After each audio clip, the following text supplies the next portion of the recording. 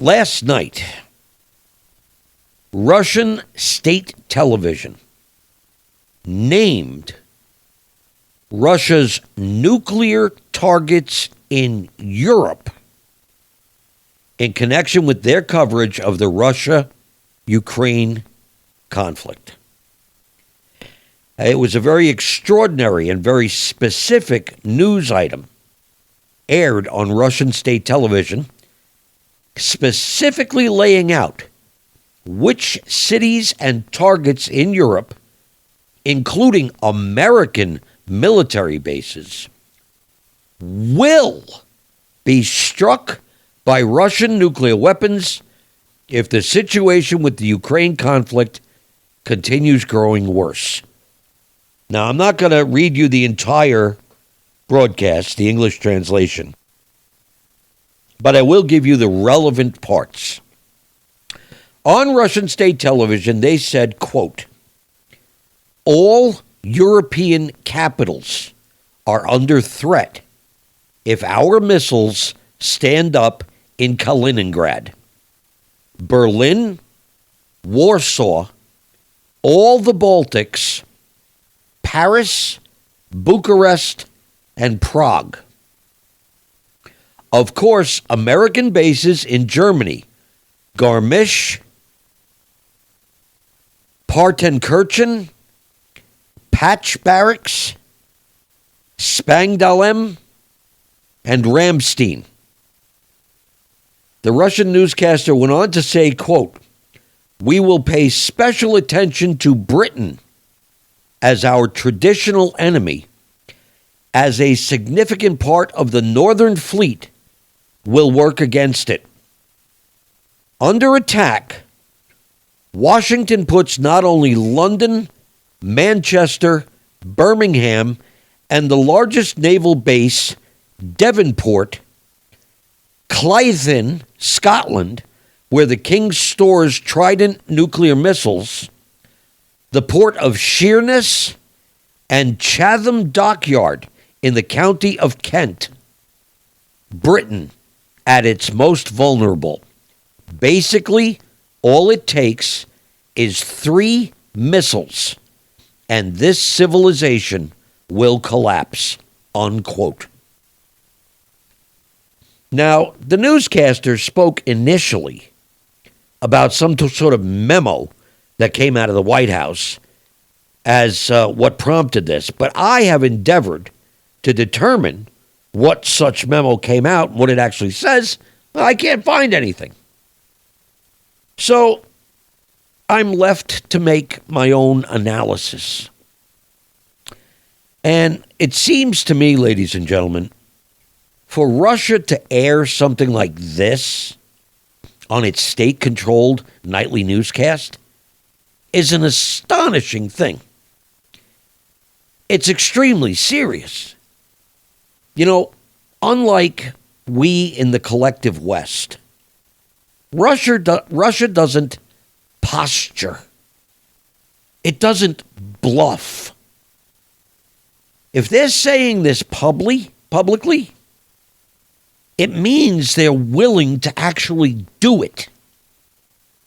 In my 64 years on this planet, I do not recall seeing or hearing anything this explicit from Russia.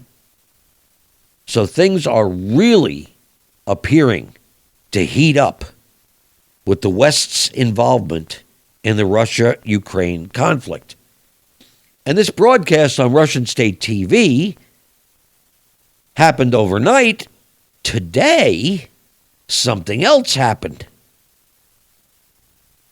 Russian Foreign Minister Sergei Lavrov appeared on Russian television, and he revealed today, about 11 o'clock a.m. this morning, Eastern Time, that Russia has sent a formal inquiry to the U.S. State Department outlining intelligence evidence showing that the United States of America has been deeply involved in the organizing and execution of attacks that have taken place deep inside Russian territory.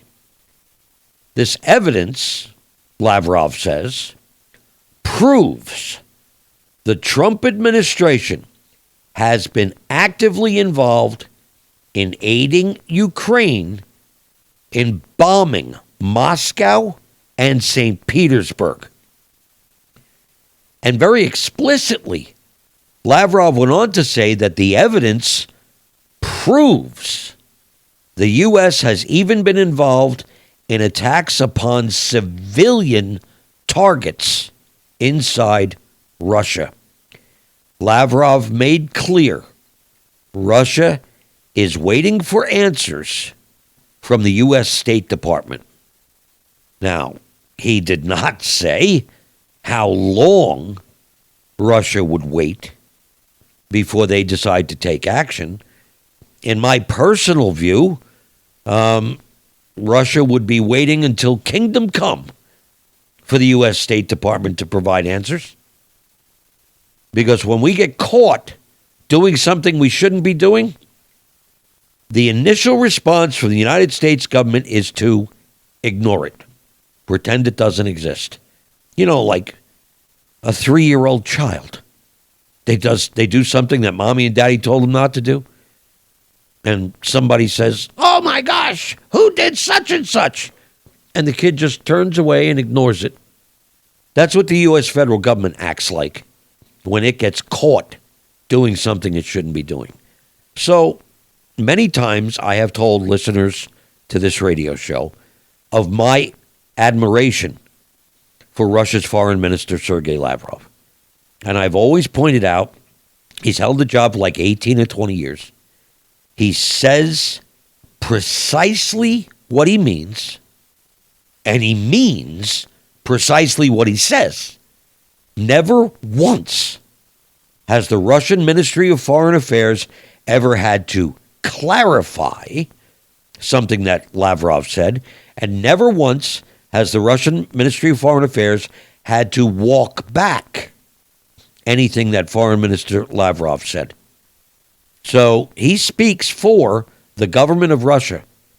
And today, on Russian television, he revealed that Russia sent a formal inquiry to the U.S. State Department outlining intelligence evidence showing that the U.S. has been deeply involved in the organizing and execution of attacks, military attacks, that have taken place deep inside Russia. Now, personally, I assess Lavrov's appearance on television today to be simply an act of Russia dotting the I's and crossing the T's, because I think Russia already believes that a war is actually coming between the U.S./NATO and Russia. I believe a war is coming. I also believe it's our fault in the West. I believe we broke our word about never expanding NATO. I believe we continued to break our word, recruiting countries into NATO right up to Russia's border. And despite Russian protests, we ignored them. And when Russia saw that we were trying to recruit Ukraine and put American missiles on Ukrainian soil with a 5-minute flight time to Moscow, Russia said no. And Ukraine said, "We are sovereign. We'll do as we please." Russia said, "No. No country on earth can defend itself from missiles that launch and impact within 5 minutes. You cannot join NATO." Ukraine said, "We are sovereign. We will do as we please." Russia said, "Oh yeah? Here, meet the Russian army." And that is exactly what caused this entire Ukraine-Russia conflict. And it was all being done at the urging of the United States and NATO. We caused all this trouble. And in particular, under Joe Biden's illegitimate presidency and the botched job premiership of then Prime Minister Boris Johnson of the United Kingdom. And let's not forget Angela Merkel, former German Chancellor, and Francois Hollande, former President of France, both of whom attended the Minsk Conference all the way back in 2014, and they attended that with the intent and purpose to deceive Russia into thinking that a war could be avoided. They signed the Minsk agreements, as did Ukraine. It appeared that the troubles in Luhansk and Donetsk, eastern Ukraine, were finally going to be settled. Ukraine left the Minsk conference and didn't uphold a single promise that they made in writing in the Minsk agreement. And it wasn't until after the actual war broke out between Ukraine and Russia that Angela Merkel, in a TV interview in Germany, admitted they only signed the Minsk agreement to give Ukraine time to arm itself for war. A couple of days, a week later, Francois Hollande of France was asked by news media in France, Angela Merkel claimed that you guys deliberately deceived Russia, and he said, yes, we only attended the Minsk agreement, the Minsk conference, to give Ukraine time to build up its forces for war. So every step of our Western involvement in Ukraine, all the way back to 2011, 2012, 2014, when the Ukraine government was overthrown, it was all our work, our behest, our money, and it was all designed to use Ukraine as a proxy to make war against Russia. So, this has gone on now since 2014. The actual conflict started in 2022. And it's clear, at least in my eyes, just my personal opinion, that there are elements here in the United States and over in Europe that are intent on creating a hot war between the U.S./NATO and Russia. Now, I don't know who these people are. I really wish I did know who they are. Because if I did know who they are, I could take action. But I don't know who they are. So I can't take any action. We're talking about World War III here, folks.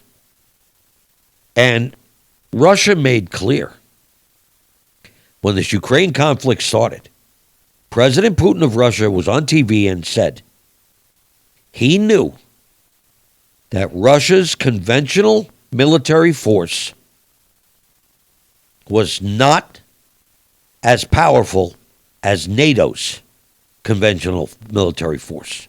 He admitted this publicly. But then he said Russia is also a nuclear armed country. And he pointed out that Russia's nuclear capabilities are, in many cases, superior to those of the West. And then Putin said, if Article 5, collective self-defense, is engaged against Russia, it will be a war that no one will win. Well, you're smart people. What's the only war that none of us will win? Yeah, a nuclear war. And so we've known this since, 2022 at least. That's when they said it on television. And we've been pushing and pushing and pushing now for 4 years. And now Ukraine is being equipped with long-range drones. They're being given targeting coordinates. That's got to be coming from U.S. and NATO satellites. Ukraine doesn't have any of its own satellites. And these drones, they're using Starlink to carry out the attacks. Starlink, an American satellite company. So the writing's on the wall. And you'd have to be a complete fool not to see the writings on the wall.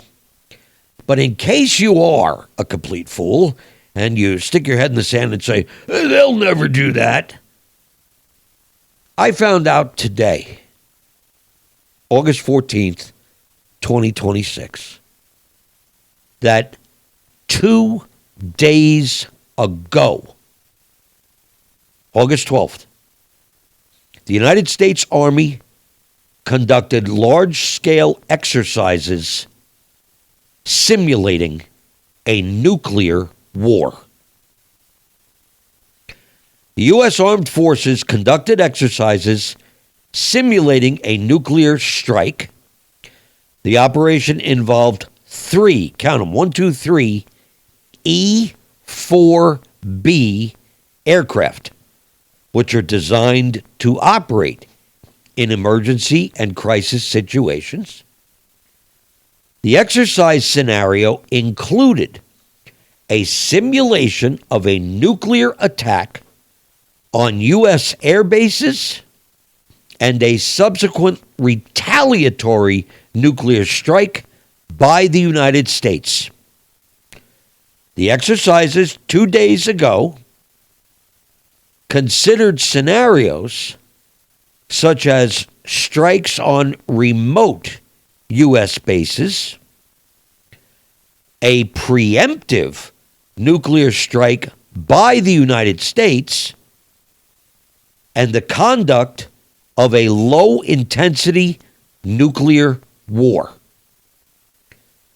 During these exercises, hundreds of strategic messages related to nuclear war and the use of conventional weapons were transmitted through the E-4B aircraft. Ladies and gentlemen, the last time similar activity was observed was back on January 21st this year. Approximately 40 days later, Iran was attacked. So draw your own conclusion as to why they're running these exercises again now.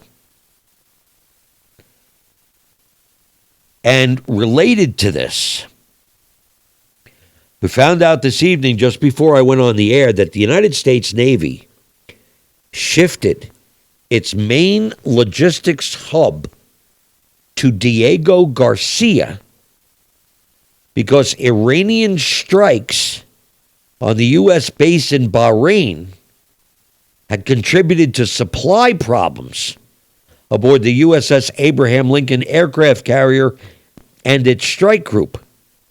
Now, the Abraham Lincoln has been at sea for nearly 9 months.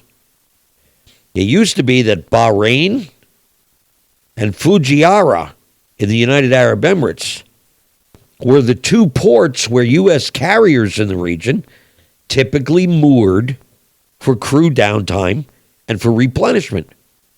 But both of those are within range of Iranian missiles.